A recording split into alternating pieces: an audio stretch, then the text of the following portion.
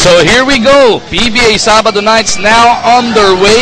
Ang mga nakaasul na San Mig Coffee ang unang kukuha ng possession dito. Jason, napaka-interesanting matchup dito. Yung magiging bakbakan, yung backcourt na magkabilang kupunan. I think all across the table, when you look at both teams, these are one of the two deeper teams in the league. Kaya magiging interesting sa lahat ng mga matchup na makikita natin dito. Etong Petron Blaze Boosters, after dropping their opening assignment kontra sa Meralco, has picked up 3 wins in a row. At ang maganda doon is Junmar Fajardo draws first blood. Yung mga panalo nila, Jason, paganda ng paganda, palupit ng palupit yung kanilang nagiging performance. Palaki ng palaki yung lamang nila dito mga kalaban nila. Talking of Petron, and right there, first basket, Junmar Fajardo, you can see Petron, you know, they really have a lot of weapons on their side and lots of ways to beat you as well. James Yap struggled in his first 2 games in the Governor's Cup. Broke out his funk last time around. Minti sa kanyang unang tira. Ito na yung pangalawa. Pasok yan! Can't give him too many opportunities. Speaking about James Yap, yes, sinabi mo nga, he struggled in his first 2 games, but now he has found his form. Coming from the last game, tapos ito, libre, open look for himself. Elijah Millsap, one of the most impressive imports of the batch, gets those 3 points right away. Abante na naman dalawa ang Petron. Yeah, you're right. He's one of the more impressive ones. But when you look at the lineup of imports that we've had this conference, if not all, lahat sila talagang magagaling yung nakuha nating batch ng mga imports ngayon. Dito mo naman, itong Petron is playing their 5th game. San Mig Coffee nasa 4th game. Pero andito na tayo sa stage ito. Wala pa nagkakapalitan sa ganda ng crop ng imports natin. I think maximum na talaga yung dalawa na magpapalit. Meron kang clue kung sino. I mean, if ever there was going to be a maximum na dalawa na yun. Given the fact that we're almost halfway done, we're reaching the halfway point of the tournament already. Baka yung iba, baka magkano pa, gumambol pa. Millsap is blocked on the floor by Fajardo, Cabagnot, Tubid, and Santos. Naiwan. Itong si Millsap kay Blakely. Vigorous with the reverse, and we are tied at 5. We've seen some crazy crossovers mula kahapon hanggang ngayon, and yung mga crossovers yan really shaking down yung mga defenders. Tubid sa loob, riding in the air for those 2 points. Beautiful basketball being displayed by both sides so far. San Miguel, 5 nila has Alex Malyari. Si Pingris na nabanggit na natin. Nandiyan dyan si Devance, si Blakely at si James Yap. Millsap gambling. Blakely taking it to the rack. Humihingi ng offensive foul itong Petron, pero 2 shots parating para kay Marcus Blakely. So it's a crossover right here. Also, you got to credit also the floor there. Teams like Nictatulasan. But look at Mark Pingris. At that size, still the athletic ability to take it to the other side. Blakely, his free throw shooting has been the focus in the first assignments sa kampanya netong San Mig Coffee. He improved somewhat in their last game, pero malayo pa rin sa mga dinedesire mo from an import when he goes 2 for 2 right here, right now.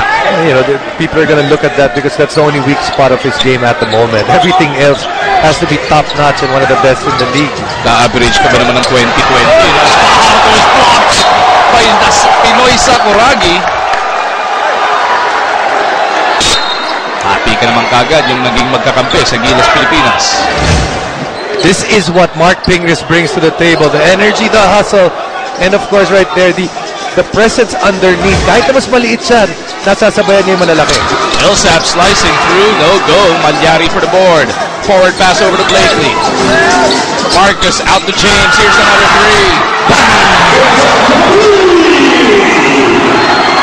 3. Pretty easy basketball para dito sa San Mig Coffee. What they're doing right now is they're pushing the ball early, and when they push the ball early, at least that doesn't give the chance for Petron's defense to set up.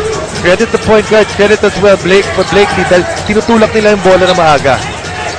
Cabagnot looking for Tubid. Dadali niya sa kabilang dulo yung bola. Now it's up to Arwin Santos. 5 seconds on the shot clock para sa Petron. Tubid's in trouble.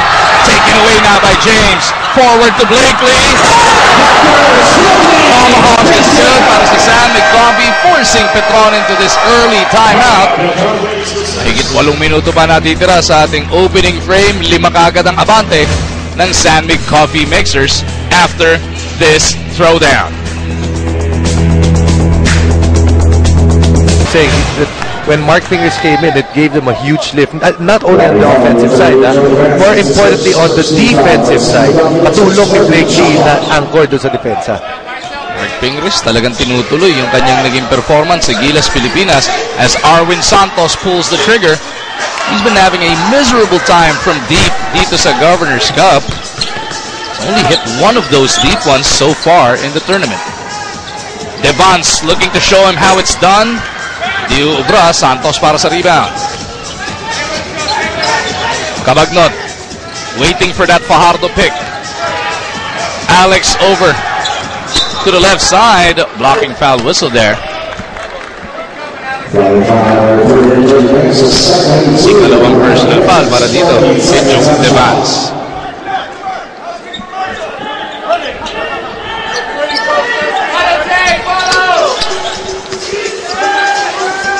Cabagnot fakes off Malyari, goes to Santos sa kabilang kanto, susubok.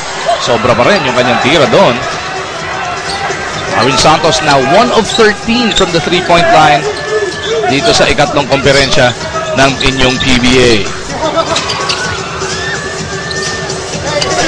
Blakely with 10 to work with, 5 minutes having gone by in this matchup. Yap over to Blakely, somebody's got to put it up. Foul whistled on Fajardo. Even if Junmar Fajardo, he played for Gilas, he still needs a lot of maturity. You can see right there in that play. You can say it's almost a cheap foul that siya yung bumangga dito kay Blakely. He could have stayed there in the middle, just used his size, taas yung kamay. But what happens is he gives up that foul, becomes his second personal, pupunta tuloy siya sa bench. Doug Kramer now in the game for the first time para sa Petron. Malyari to Devance looking to touch it over to Ping. 4 na segundo sa kanilang shot clock. Devance forced to put it up, couldn't bail them out. Ball is loose. Kramer tracks it down. Lassiter picking up speed, bumping into James, gets it out to Kramer. Elijah Millsap trying to decide what to do. He runs into traffic. Arwin! It's just athletic ability on the part of Arwin Santos. Di mo alam kung saan niya kukunin. The long arms as well as the leaping ability had the defense guessing kung saan niya kukunin. So si Arwin Santos, when he doesn't settle for the 3, very efficient as Devance gets that reverse in return. 63% shooting yan pagka hindi sa 3 tumitira si Arwin Santos. And you almost feel he's bailing out his defender when he's pinned and shooting that 3-point shot. Cabagnot kontra Malyari. They go to Millsap. He launches a 3. Pangalawa na yan. I believe that's Joe Devance. Joe Devance cannot help a little bit too much there dahil kailangan arm's length away siya dito kay Elijah Millsap because Millsap is gonna make and take that shot. Malyari couldn't get rid of Cabagnot. Pingris, hindi sila nagkaintindihan doon ni Blakely. Shot clock actually didn't go off. Yeah, it seems like Malyari was trying to beat the shot clock pero hindi na tumunog yung buzzer pero because the shot clock actually reset already nung pinasa ni Pingris yung bola. Dahil nag-iba na yung possession, ano? No, because it actually hit the ring when he passed it. Millsap in trouble. Blakely pinukul papunta kay James. It's a foot race with Millsap. James trying to get it over to Rivas. Cabagnot has it taken away by Malyari. Rivas gets that layup. Too many turnovers. Actually, too many turnovers on the part of Petron. Can't allow San Mig Coffee to get those turnovers. Dahil kita natin San Mig Coffee pa nagka-turnover. Blakely, one of those guys at tatakbo, and that's where they got a lot of points. Number 1 in the league when it comes to turnover points. Blakely contra Santos. They get it over to Rivas. Back to Blakely. Takes the contact. Puts it up.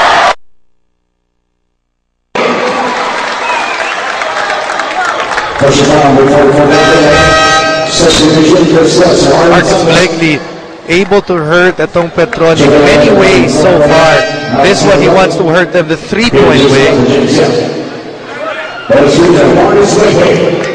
As PJ Simon checks in para kay James Yap. Chris Lutz pumasok na rin. Kasama pa itong si Chico Lanete to replace the backcourt para naman sa Petron. 3-point play completed. San Mig Coffee lead now up to 7 points. Lutz down to go to the defense is fouled. That's miscommunication on the part of San Mig Coffee. You gotta be able to locate your man a little bit early. Nahuli doon si PJ Simon. That's why Chris Lutz was able to get a running start. Referee Rivas whistled for that personal foul. Yung last line of defense na tinaga niya. Kaya 2 shots parating para dito kay Chris Lutz. Pasok yung una as we take a look at this Kawasaki rousing fast break. Starting dito, none other than Marcus Blakely. Yap took it away early on. Marcus Blakely makes him pay. Brought to you by Rouser 135 by Kawasaki. Rouse the rider in you. Blakely forced to get it across. Pingris ngayon may tangan ng bola. Kramer sagging off. They go to Rivas. Pasa niya medyo behind pero nando si Malyari to salvage it. Taken away by Millsap. Millsap against Blakely. Ay. Did the right thing there. Actually leaped a little early. Tapos diniretso niya yung katawan niya kay Blakely. Blakely, the shot blocker, couldn't get off. Able to get the 2 points. Chase down sana. Nagulangan siya, no? As Alain Maliksi enters the contest, masama pa itong si Baroka. Pahinga muna si Malyari and Ping. And you look at what Millsap does here. Dumiretso siya, yung katawan niya. He let his body cut across the lane there. Hindi makahabol ngayon at makatalon nitong si Marcus Blakely. PJ Simon off the catch. Kramer for the board. Lutz on the move. Sasalubungin nito ni PJ Simon. Kramer sliding. Kramer with the 2 points. Lutz and Kramer connecting para dito sa Petron. Sabi ng iba, parang magkapatid lang ang peg neto. Subsequence na yun, pinakita nila. Kilalang kilala nila ang mag-isa't isa.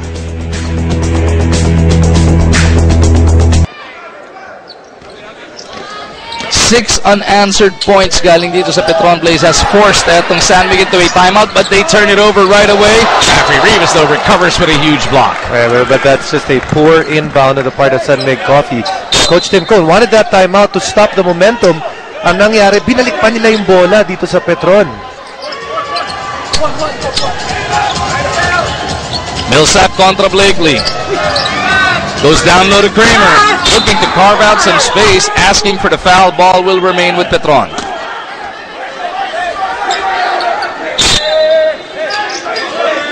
Lanete maglalabas. Tatakaw papunta kay Kramer. Gets the basket. May kasama pang foul. This unit of Petron Blaze right now is simply taking advantage of miscommunication on defense of the unit of San Mig Coffee. This is not the first time that this unit of San Mig Coffee has missed an assignment. Doug Kramer taking full advantage. Kramer couldn't complete the 3-point play, but Millsap keeps the possession alive para dito sa mga nakaputi. Last hitter to Kramer na naman. Not that time around. Uy, Lanete right there. Yeah, you know, and turnovers galore para dito sa San Mig Coffee. Lanete with a pull-up. Liubra. Baroka steps on the gas. Drops it off papunta kay Rivas. San Mig will reset this attack with only 10 seconds to shoot. Maliksi flashes. Baroka pops out. 3 to shoot para sa mga naka-asul. They get it to Rivas for the leaner. Airball ang resulta. Defense of Petron definitely stepping it up here in the latter part of this first quarter. Millsap biglang nanlaki mata because he saw itong si Maliksi was on his back heel. And he picks up the personal on the lane. Second yan para kay Maliksi. 2 shots para dito kay Millsap.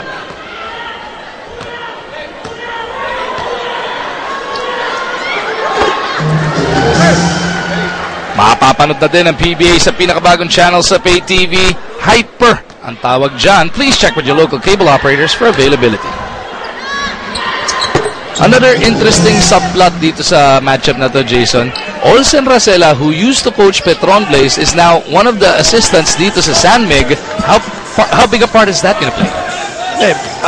You know, that on the part of Coach Olsen, you know, he knows a lot of the players there. He knows a lot of the tests that are being run. But now, this is not a league that has 100 teams to begin with. You know, other coaches know what other teams want to run anyway. Petron still up by 1, 2-minute warning of the first quarter. Kramer overshoots. Looking at the officials, Blakely looking to make him pay. Backdoor cut by PJ! That's a really tight pass, and that's just a good pass on the part of Marcus Blakely. And PJ Simon with enough concentration na hindi siya nawala kahit na ilang kamay ang dinaanan ng bola na yon. Lanete breaking down ito si Baroka, pero nandoon si Blakely to send it back. What help being shown here by Marcus Blakely. Lassiter bodying up on the San Miguel Import. Blakely using his footwork, looking for Rivas. Blakely picks it right back up. Puts it off the rim. Rivas is there to clean it up. Offensive rebound that time. Ginamit ng Petron, or rather ng San Mig Coffee. Only the first 2 offensive rebounds actually in that play na yun. Lassiter fouled by PJ Simon. Take another look at that last sequence. You know what a pass, ano?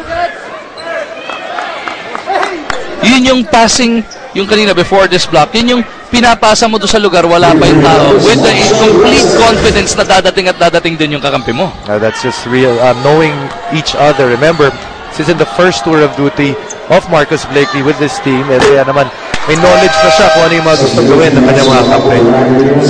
As Yancy De Ocampo enters the contest for the first time, papalitan si Rafi Rivas. Pingris nandiyan na rin para naman kay Blakely.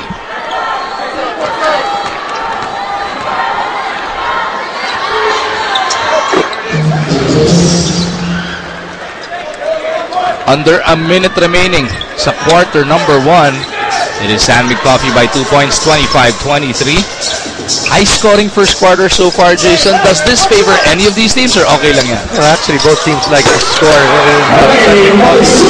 They like to run so much, but because Marcus Blakely pushes the ball so hard, it makes them a hard-scoring team on the run as well. 2 for 1 there para dito sa Petron, ginawa ni Elijah Millsap. PJ contra Lutz, bounces it over to Del Campo. He anchors the triangle, handoff pabalik kay Simon. Lutz giving Simon fits here, but is called for the reach and foul. First to see in more ways that one, that foul of Chris Lutz, because they went for a 2 for 1, and now since they fouled, nawala yung opportunity para sa 2 for 1 para dito sa Petron Blaze. Alexi waiting for the motion to get it out to Baroka. Ito na nga, San Mig looking to hold for the last possible attempt. Slapped out of bounds with 9.3 remaining.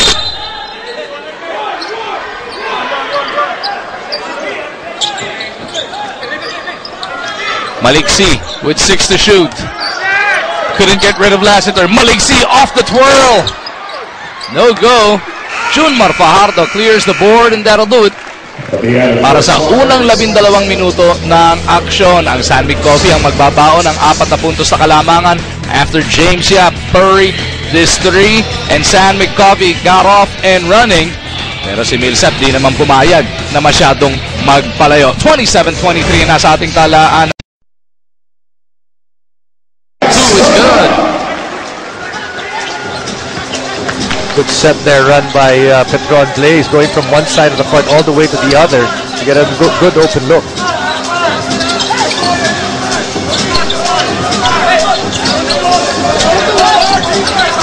De Ocampo kontra dito kay Jumar. Now he faces up on him.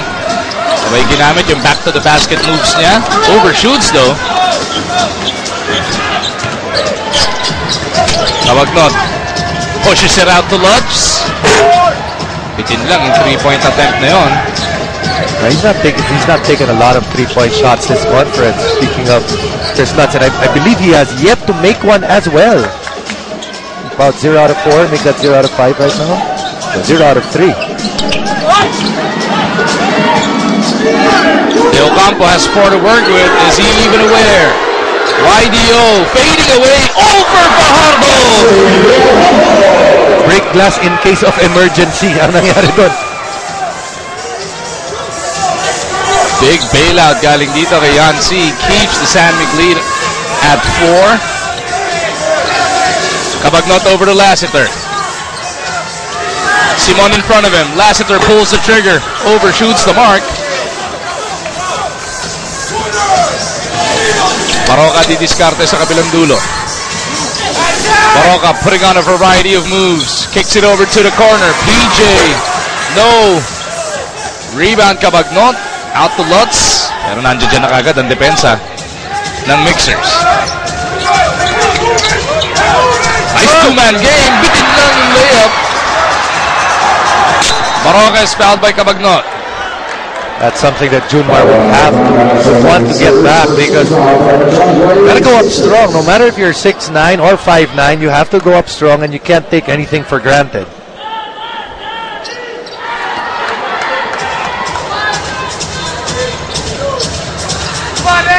Yancy looking for Baroka. Slapped away by Cabagnot. So San Mig will inbound from the baseline. Pero bago yan, babalik muna si Elijah Millsap. Elijah Millsap for Mark Spencer.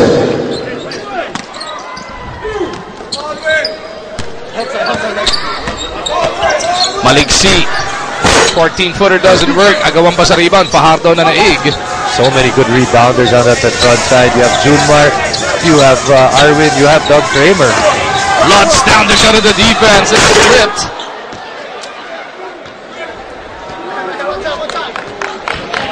Number 95, Yazzie Humble serves. First team foul for the San Diego Mixers. Chris Lutz troops to the line for 2 shots. Shooting 78% from that area. It's been a fairly quiet conference para kay Chris Lutz. We mentioned that he hasn't made a three. Hasn't really taken a lot of threes.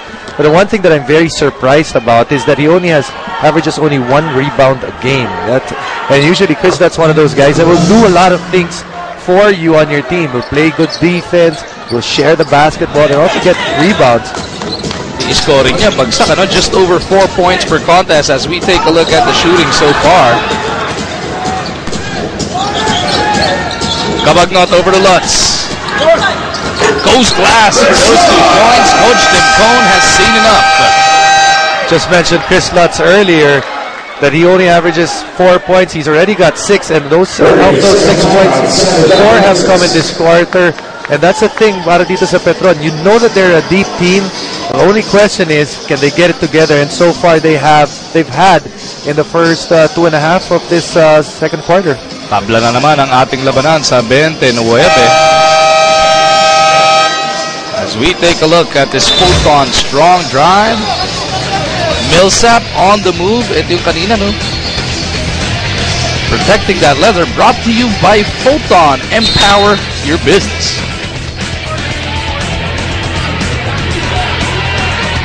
The Petron Blaze Boosters looking to make it 4 in a row para sa kanilang kampanya dito sa Governor's Cup.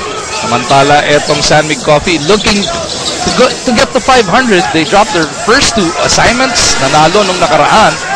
Nahanap nila maging 2-2 dito as James misses on the flip shot. Arwin gets it out to Millsap. Elijah. Fishing expedition sa pagkakataon na yun. Both teams, after a rebound, takbo na sila kaagad. Really puts pressure on the transition defense of their opponents.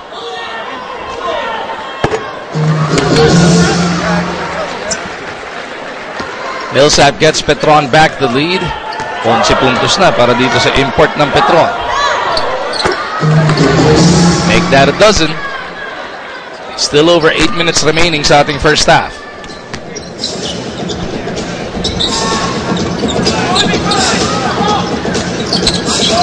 Maliksi looking for Yap. Lutz all over James. They have to swing it the other way. Blakely sa poste kontra kay Millsap. Blakely gustong gamitin yung kanyang katawan. Tutulong si Fajardo. Nakakuyog siya. Ball will go to Petron. Excellent scouting on the defense of Petron. They were just loading one side of Marcus Blakely. Marcus Blakely did not have enough time to think about spinning back. Coach G, hindi naman talaga nagpapahuli din sa palaging pagpapasalamat sa kanyang coaching staff as Pingris gets his second block on Fajardo. This time around, he picks up a foul. Parang check na check ni Ping, ano? Ito si Junmar. Kuya-kuyahan ni Junmar to si Ping. Actually, may rivalry pang nakuha sa dalawang yan, ha? Sa Dota. Sa Dota. Sabi ko na nga ba eh. But you can see next time around, Junmar learns a little bit more. Sabi niya, sige, nasasabayan mo ko sa Eric. Konting bangga muna. And that gave him enough space. And now Pingris already picking up his third foul. That's big news para dito sa San Mig Coffee. Laking dagot nga yan para dito kina Coach Tim Cone. Aside from the numbers, hindi nga matatawaran yung energy, leadership, and inspiration na binibigay ni Ping dito sa San Mig Coffee. Ping now looking to get some of those back. Gets it to Blakely. Marcus Blakely. Good read there on the part of Marcus Blakely and the guys on the weak side. To be able to just curl to there and then get that easy layup. Kamagnot down the lane. The finger roll doesn't work. Millsap keeps it alive. Fresh shot clock para dito sa Petron. Millsap against Devance. Looking to break his ankles. He kicks it over. They swing it out. Lutz against Yap. Looking for Fajardo. Junmar uses his muscle. Blocked by Blakely. Junmar Fajardo, and a number of times nasasabayan siya ni Ping. Does enough to get Ping away from him. Problema, may help. Meron pang Marcus Blakely. Timeout muna, ni-request dito nila Coach Gia Vanilla. Petron up by 2, 33-31.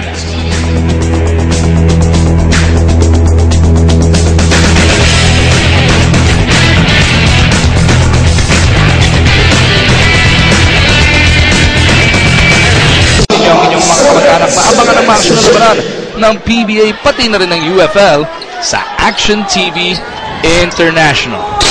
Basketball at its finest being displayed here, Jason, para sa ating PBA Sabado nights. Both squads going toe-to-toe so far. Shot clock winding down. Petron on the move. Millsap. Nanto doon si Junmar. Junmar doon, nakuyog lang doon ang depensa ng Mixers. Right now, the defense of the Mixers really making Junmar think about kung ano yung gagawin niya. Dati hindi niya binababalong bola. Ngayon, lagi niyang binababa to power up. Nice bullet pass coming from Blakely. Joe Devance gets his 4th point of the contest. Tabla na naman tayo sa ika-4 na pagkakataon. Kamagnot loses his dribble, gets it out to Millsap. He attacks the baseline, spinning away. James with the board. Malyari surveys the floor. Ando doon na ang depensa ng Petron. Maliksi goes behind his back, clobbered by Fajardo. Pero pati braso kasama.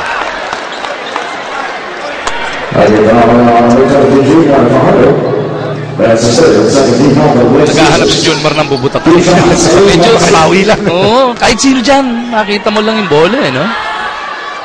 Tuloy, napulot na. Personal foul, kaya papalitan si Johnny Gray.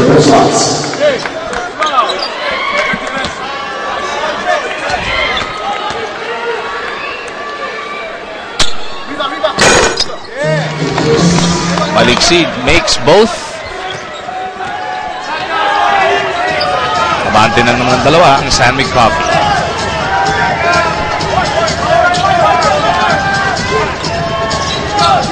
Kamagnot jumps it out. Arwin from the elbow. In and out. Outside shot of Arwin not working today. Maliksi nauna na. Hop step. And a teardrop. Iubra. Kramer slaps it over papunta kay Santos. Last hitter to Kamagnot. He unleashes one. Bang! That's a confident-filled shot right there because that is transition. Tapos nakita natin, wala pa masyadong tao sa ilalim, but Alex really shooting that and stroking that with a lot of confidence. Blakely wanting to create that space against Santos. Goes cross-court to Malyari. Devance at the post. Gustong sukatin ito si Kramer. Trying that spin away. Personal foul whistled on Douglas. Personal foul, the 44 got Kramer. In second, 13 foul by Blaze Sixers. 2 free throws to the Cats.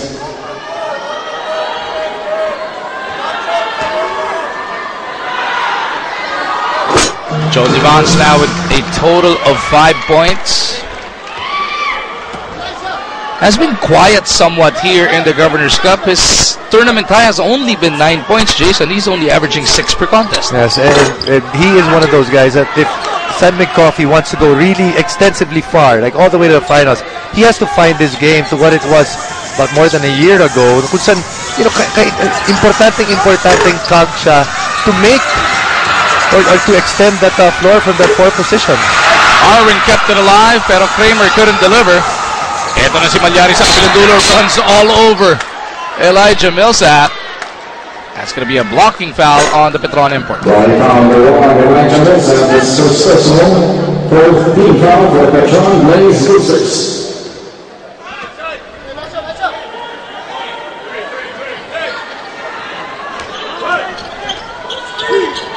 Maliksi maglalabas mula sa kaliwa, gets Serato Malyari. Wala na po 5 minuto natitira sa ating second quarter. Devance may tangan ng bola, bounces it to James. Yap overshoots. Millsap looking to control the flow. Millsap wanting to go coast to coast. Forced to give it up. Here's Arwin Santos. Couldn't get the bounce. James on the run, over to Devance. Looking for the reverse. Nabibilang yung tira na yun. Millsap on the breakout. Buta pa rin abot niya Blakely. And James Yap recovers that leather.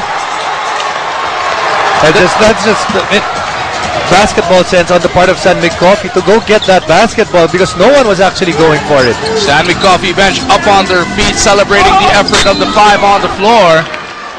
Lalong-lalo na mga pinagagawa nito ni Marcus Blakely. Marcus Blakely, sukat na sukat. You can see from afar. Sinusukat niya na yung supalpal na yan.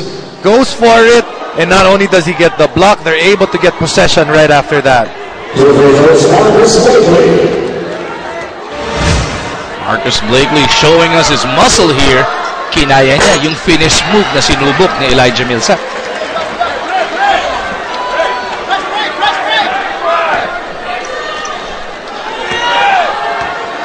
That is only going to be Blakely's first miss from that free throw line. Nagkadikit-dikit na nga lang. Tabla tayo sa 36. Wala nang 4 na minuto na titira sa first half. Millsap babawi, switching hands. Magit natin yung mga imports na dito. Such quality imports and the way that they can create shots for themselves. Alex was actually wide open. Sobrang alang yung pasa dito. Papunta sana kay Santos. A little too unselfish sa kabila para dito kay Alex Malyari. You can see this play right here.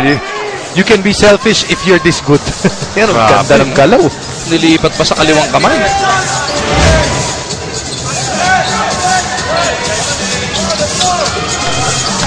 Devance kontra Kramer. Devance with a flip shot. Kramer clears. We mentioned Blakely ties up Doug Kramer. You know, we mentioned Devance kanina. Yung tira niya kaninang flip shot na yan. Those are one of the shots that was very important in those years in which he actually even challenged for best player of the conference honors. So take a look at that sequence. Kala ni Kramer, kanya na talaga yung rebound. Blakely not giving up, forcing the jump ball. Timeout muna. So many things for him on both ends of the court, but what's important with this Petron team is you get an import that has an amount of leadership and will get the respect of his teammates. And so far, it seems that Elijah's gotten that. Petron wins that tap, but couldn't control that leather. Malyari, this time he takes it. Is there for the throwdown. And there must be a ton of teams out there that are just going, sana import na lang namin si Blakely. Because his energy is so infectious. At saka yung energy niya on both ends of the court eh. Tabla na naman ang ating labanan. Kabagnot through a Kramer pick. Kabagnot pushes him out. He launches a long two. Alex in and out. Kramer keeps it alive, pero Santos couldn't handle it. Taken away now by Joe Devance. Yap on the move. The one-hander. Bounces out. Blakely was actually waiting for the alley-oop. Lassiter unleashes. Punch! Finally gets himself an open look. Marshall Lassiter's one of those guys that it's just a pure dead shot from 3-point range. Sabado night's basketball at its best here inside the MOA Arena. Napapanood live over IBC 13. Take another look at that Blakely jam. Any angle mo tignan, ano? Grabe lang talaga. Kanya po napakita. Bradley threw a triple-double, 11 points, 5 rebounds, 5 assists, 3 blocks. Really, yung si Blakely, stat filler talaga siya. Pero you still gotta credit at a little bit itong Petron because 5 rebounds for Marcus Blakely at this point, hindi yan karamihan. Kadalasan, nasa G's na yan ngayon. Oo, 21 nga average na ito, 20.7 to be exact. Malyari from behind. Millsap, narinig na dumadaguntong siyang parating. Wala na pong 2 minuto na titira sa ating first half. Lassiter hit a 3 earlier. Now he's in traffic, trying that fancy pass papunta kay Kramer. Even Kramer wasn't expecting that leather. Sandy Coffey shooting to reclaim the lead here. Millsap extending his defense kontra dito kay Blakely.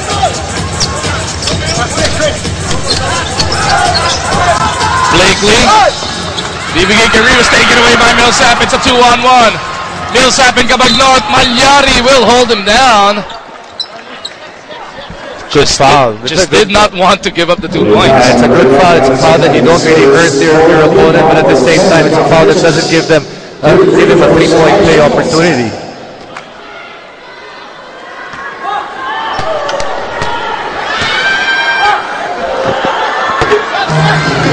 Elijah Millsap takes care of first. 1 minute and 23 na titira sa ating second quarter.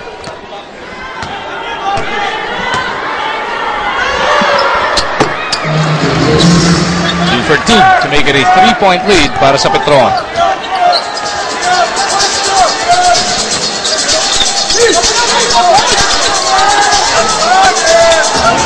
James contra Lutz. Goes to his left, tied up by Lassiter. Here's a 3 from Maliksi. Maliksi delivers from 3. Maliksi having his best game as a San Mig Coffee mixer, already with 9 points today.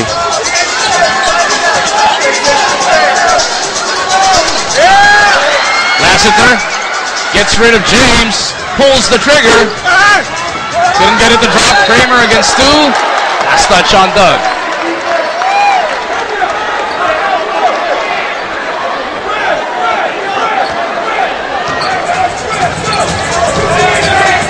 Feels like a semi-final game. Sabi nga eh. First up pa lamang tayo dito sa loob ng MOA Arena. Another one of those nights as Blakely is just scoring at will right now, Jason. 13 points para kay Marcus Blakely. Alex for 3. Punches a throw! Nagmadali ang San Mig Lots of time right now if you're Petron. But you gotta be able to realize that San Mig Coffee has a foul to give. Give it up now. Lassiter to Millsap. Naubusan ang oras. Etong Petron. What a first half we have just witnessed here. And it doesn't get any closer than this. San Mig Coffee